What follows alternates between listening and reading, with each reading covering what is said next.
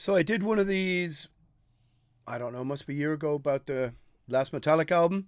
So I'm going to talk about the new Megadeth album today. The final one. I think it's what is it, the 19th? 17th? Who knows? Doesn't really matter. I know all the cool kids are waiting for my top 20 albums of the year, which I will do eventually. I'm not sure how the metal scene has survived this month without knowing my top 20. Although it's been quite hard, a bit like pulling teeth. Regardless, that's for another video. The reasons why I'm talking about this new Megadeth album. I fucking love Megadeth. I fucking love Megadeth. And no, some third division death metal band is not better. I grant you, the 3 cover versions on the first 3 albums are a pain in the arse and detract from the albums. But Peace Fells is one of the greatest metal albums ever. Same with So Far So Good So What. Killing Is My Business is a speed metal masterpiece.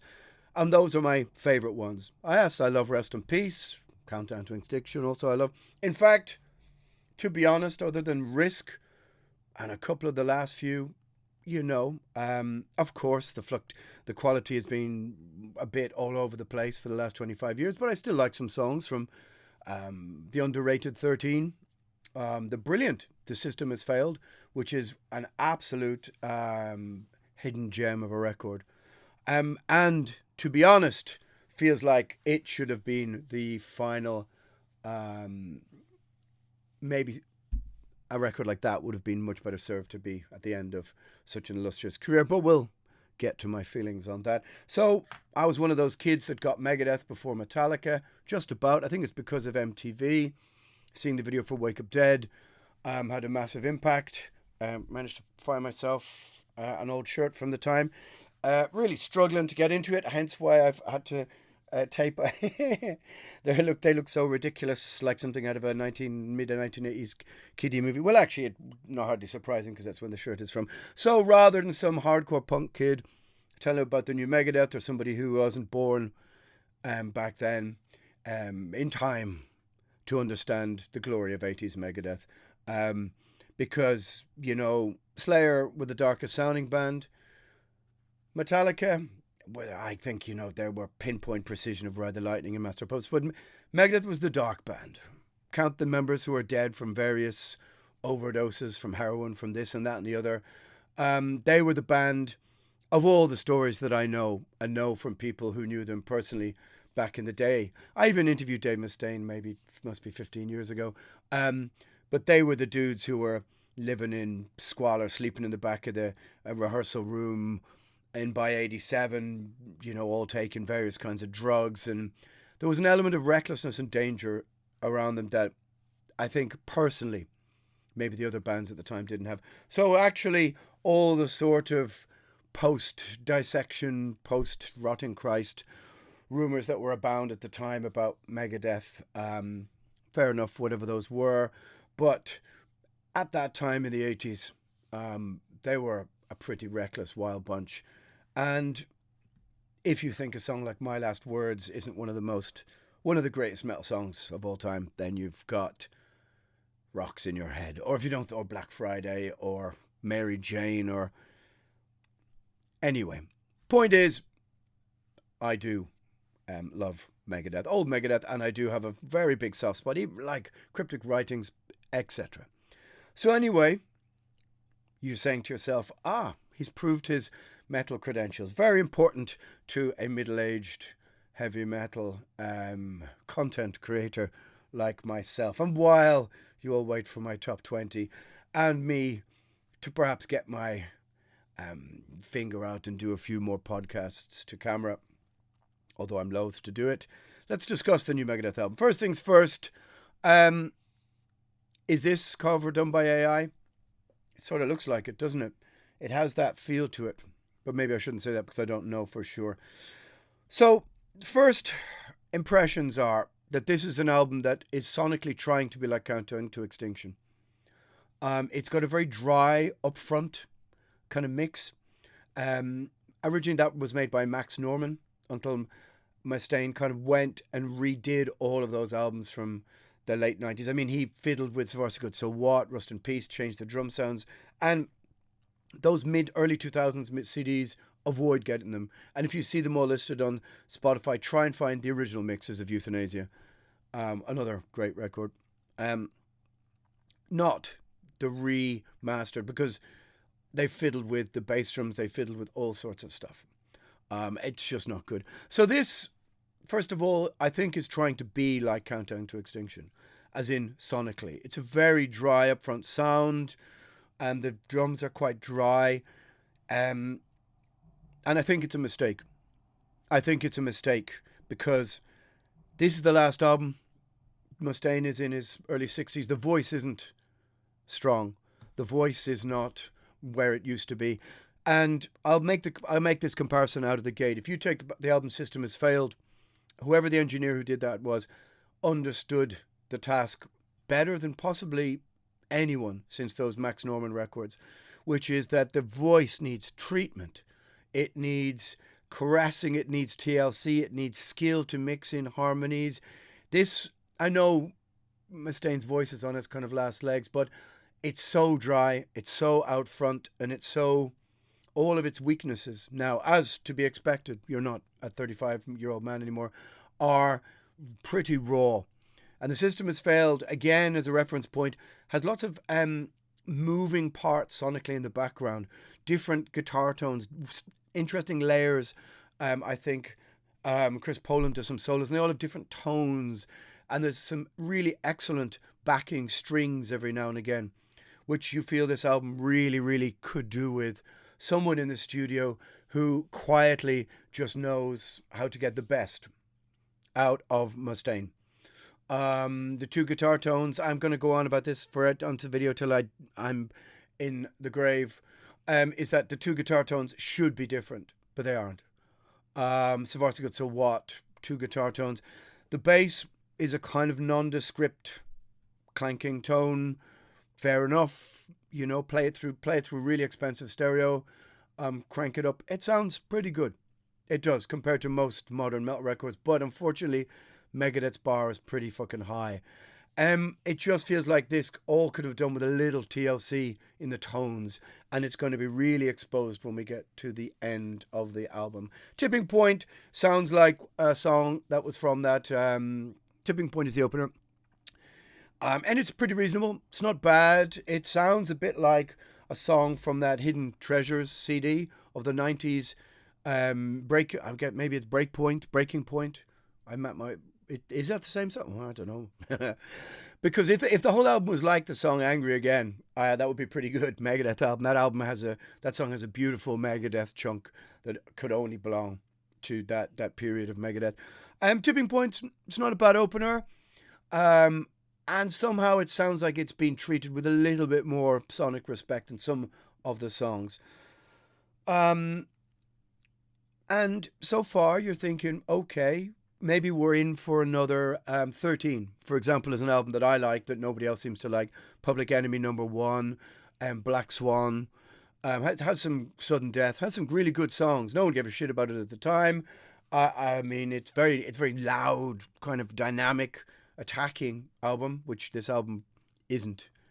It's lacking some of that depth, and depth is really some of the things that I keep coming back to. The drums are sort of lacking a sort of depth as well. All of it, I can see what whoever's the engineer is trying to do. I see what they're trying to do. It's just not Max Norman. It's not 1992 or 1994. I don't care. I fucking hate this song. I hate this song. It's a puerile, early 1980s punk song. I get it. I get what Mustaine is trying to do. He's trying to tap into maybe some of the punk kind of bands, TSOL or something, or Government Issue, or I don't know. Government Issue, where the fuck did that come from? He's trying to tap into maybe, it reminds me some of, I'm not going to say the word Gangrene, because I really like Gangrene, but it even has a little Cro-Magsy sort of chorusy, repeating the word before you come into the chorus, maybe like ST or something. He's trying to be a punk song, but like, the guy's in his 60s, I don't care how to live my life and blah, blah, blah. It's like, it's trying to be a novelty song like Sweating Bullets was, a sort of novelty hit. And it just comes across as just a bit, how can I say, This is the final album. If this is the final album of Megadeth, you think it would be riven through with a sort of self-reflection, maybe some circumspection, maybe a tout le monde kind of vibe to it, maybe a bit of melancholy, bit of wistfulness, and there's none of that until we get to the last song, well, the second last song. You know what the last song is. This is just a dumb song, and I don't care for it. See what I did there? Hey God, almost reaches into some reflective lyrics about mortality. Kind of sounds a bit like it was semi-written by AI, some of the lyrics, and this is going to be a recurring theme. I'm here for anybody who wants to help writing lyrics. Pay me the big bucks, or any bucks at all, and I can give you a hey God, question mark, exclamation mark. I'm not sure what that means grammatically. Apologies for pulling up my stupid little... They're like this, they're this size. I mean, obviously I'm self-aware of it now because I've mentioned it twice. I mean, it almost reaches some element of circumspection, which you might have thought. It seems like Mustaine was more circumspect and reflected more on his mortality, maybe even on an album like System Has Failed. Anyway, like Tears in a Vial or something I'm thinking of. Okay, Let There Be Shred. This song can just let there be shred. Again, I understand what this is trying to be. This is trying to be like a sort of Rattlehead speed metal type anthem, or The Mechanics or something. And if you listen to the lyrics of Rattlehead, they're pretty daft as well. Or, well, not Rattlehead Mechanics, you know, they're pretty daft as well. But it's 40 years ago. And the video with the karate stuff and whatever that is. Jiu-jitsu, Alan, not karate. It's just... It could be an okay song, but I just find it hard to take Let There Be Shred. Dave, come on. We can up the bar a little bit. That it's not bad, but the first four songs too are novelty songs. Puppet Parade. Again, this would be an average song on an album like 13. Not really sure what the lyrics are about. They seem to be a bit about sobriety, or he's watching other people and make daft choices, and it kind of has a bit of a dialed in sort of feel to it. It's not bad. It's not bad.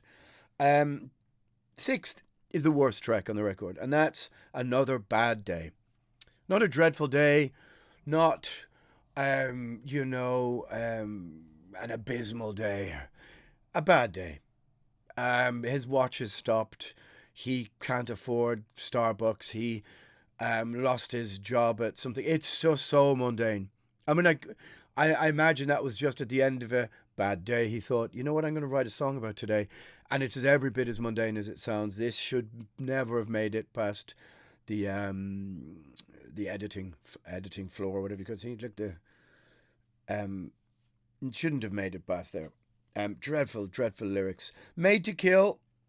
I'm trying to read my hastily scribbled notes here. Made to Kill has got a little aping back to maybe a Rust in Peace kind of vibe. He's trying to pick up the pace, trying to inject some aggression into it. I mean, considering that I did like the last album, Dystopia, this album does miss Kiko. At least Kiko's solos had a different sort of tone. Had a different sort of... They had a different feel to them. And some of the riffs, you know, especially the title track, Dystopia, is a really interesting... I think it's a good song. Sonically, this is Made to Kill. Made to Kill. It's like... And this one, Obey the Call, is a sort of angry again vibe. Big choruses, but again, untreated choruses. The voice is dry and stranded. I don't know. That can't be a plan. Is it a plan for Dave to sound quite so vulnerable? You know, it needs some TLC. It needs something nice backing it. It needs something like a low harmony or something, you know. These two songs are... Well, it's song 8. We're nearly... These are my scribbled notes here to keep me in order and stop talking about the Middle East or whatever else I'm going to be fixing next week. They're okay songs. And again, we're almost at the end of the album and you're thinking to yourself, Dave, I Am War, Obey the Call. Can I have something of the man who wrote In My Darkest Hour or Mary Jane or something with a little bit of melancholy to it, or a bit of darkness, a little hint of darkness. Not really there. I Am War actually picks it up because it sounds like Dokken. It actually sounds like a Dokken riff. And I think this is the best of the last couple of songs on the record. Again, I Am War, Made to Kill. Somebody should have given me a call. Could have written a few lyrics for you. I guess AI is just there, isn't it? It just feels like dialed, phoned in, quite big chorus. And then the last song, you'll have to excuse my cold. It is January in Dublin, and it's been an absolutely miserable month. We've seen about this much sunshine. Anyway, the last note, Dave almost. It's like he's made an album sort of without really realizing like what he laid it out as. Oh, fuck, the last album. Fuck, I better say something about one last time the curtain calls when the crowds are gone. Little Sabotage reference. A little bit kind of one last curtain call vibe. Almost reaches something approaching a little bit of introspection. Almost, but not quite. It's not bad. I think with somebody else to maybe write back and forward with, to help him with some of the tones, would maybe to like the outro is quite a nice acoustic riff, and you're thinking, why, man, could that not have been in the song as well? Maybe some acoustic guitar over the riffs, something to elevate it. But this album has kind of nothing of that. It's got nothing unusual or interesting in the arrangements or in the backing stuff. Like I said, go and listen to System Has Failed and you hear Die Dead Enough. If Die Dead Enough is one of the best Megadeth songs ever. If Ghost wrote it, it would be one of their top songs. It's just a brilliant pre-chorus, a brilliant chorus, really well treated vocals. It just sounds great. Tears in a Vial, The Scorpion, really good stuff. This album, it just has no emotional depth. It also, considering it's the last album and considering what a life Dave's lived, it seems like a terrible missed opportunity to say something about aging, about mortality, about an amazing career, about having almost died, about him having been an addict, about all of the darkness that surrounded Megadeth. And it genuinely has. The people who've died in the band. It seems like such an opportunity wasted to not say something somehow about all of that stuff. And it kind of makes me a bit sad as a Megadeth fan to see that he only just touches a tiny bit into the last note. He almost gets it. It seems like a kind of shame. He couldn't have spent a little bit more time dwelling on some of these things for this album. Maybe he didn't want to. Maybe being reminded of the fact that there's only a couple of years left is not what he wanted to do, and he wanted to go out and go, yeah, fuck you, let there be shred. Yeah, I don't care. Maybe. It just seems like a Tout le Monde vibe might have been nicer. And then we come to Ride the Lightning. What the fuck? This is tough. I mean, this is it. Instantly, this is the best song on the album, riff-wise. But you're putting up, okay, if you wrote the song, no problem. But putting your newly recorded version with your vocals as a 60-year-old and the tone of this record up against one of the most iconic versions of the song, of any album, Ride the Lightning, is pure beast mode heavy metal. It is it's almost unsurpassable. And the guitar tone is just monstrous on Ride the Lightning. Hetfield is just prime Hetfield. He copies the notes solo for solo. I haven't gone back to listen to the demo, because there is a demo of Metallica doing Ride the Lightning, I think, before Ride the Lightning was Mustaine playing on it. And I don't know, did Kirk originally copy his solo? I don't think so, although I'm not sure. But I get it. But now when they play live, people are going to be like, I wonder, are they going to play Ride the Lightning for the next 2 or 3 years or however long the final tour goes? Okay, I would kind of get a kick out of standing in a field and hearing, oh, fucking hell, Mustaine's going to play Ride the Lightning. Yeah, you wrote it. Do what you fucking want with it. And I'm sure live it's going to sound powerful and stuff. But right here, you can't go up against the original.